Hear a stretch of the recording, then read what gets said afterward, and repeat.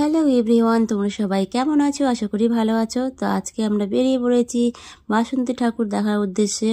প্রায় কয়েকদিন থেকে আমাদের এখানে বাসন্তী পুজোর মেলা হচ্ছে, কিন্তু আমরা যেতে পারছি না কিছু প্রবলেমের জন্য। তো আজকে বেরিয়ে পড়লাম বাসন্তী ঠাকুর দেখার উদ্দেশ্যে। দেখো বন্ধুরা, এখানে আমরা বেরিয়ে পড়েছি। এখানে আমাদের পার্ক আছে, বুনিয়াদপুর শিশু পার্ক। তারপর বাস স্ট্যান্ডে চলে আসলাম। আসার পরে এখন আমরা মেলার সামনে যাচ্ছি। ওখান থেকে নেমে আগে প্রথমেই ঠাকুরের দর্শন করব, তোমাদেরকেও দর্শন করাবো। তো চলো যাওয়া যাক ঠাকুরের দর্শন করতে।